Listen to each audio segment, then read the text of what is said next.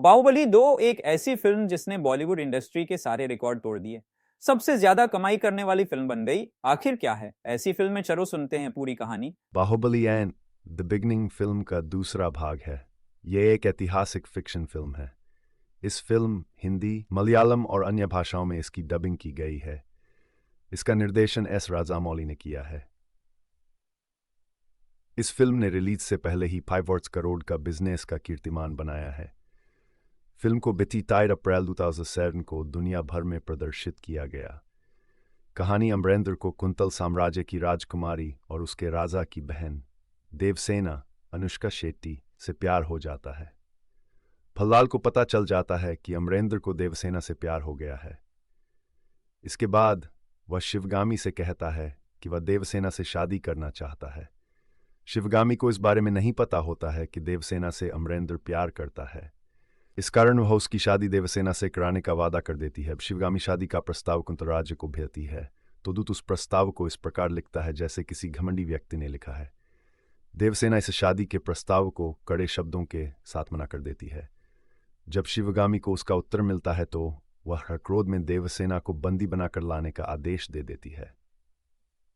देवसेना के भाई कुमार वर्मा की सहायता से अमरेंद्र उस हमले को विफल कर देता है और कुंतल को अमरेंद्र से बताता है कि वह कौन है और शिवगामी के क्रोध के भय को दूर करने और उसे अपनी दुल्हन बनने हेतु राजी करने की कोशिश करता है।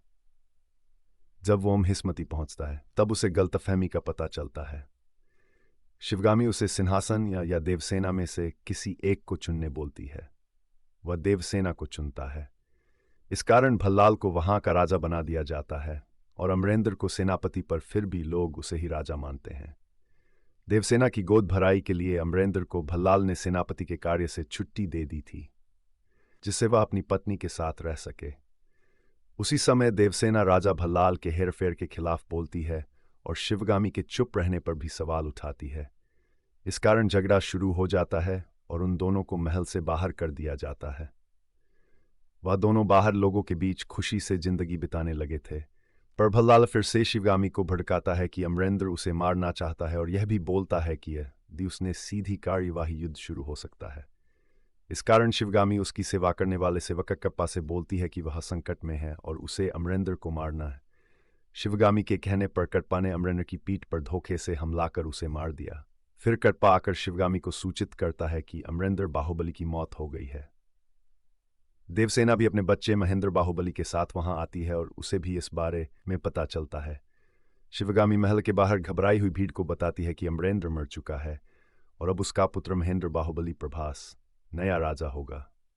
इसके बाद भल्लाल और उसके लोग मिलकर देवसेना और उसके बच्चे को कटकर कारावास में डालने की कोशिश करते हैं।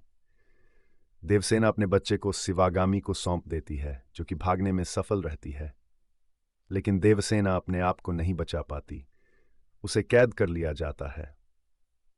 उसी वर्ष बाद भल्लाल देव और बाहुबली के पुत्र महेंद्र बाहुबली में भयंकर युद्ध होता है और इस युद्ध में भल्लाल देव की पराजय होती है।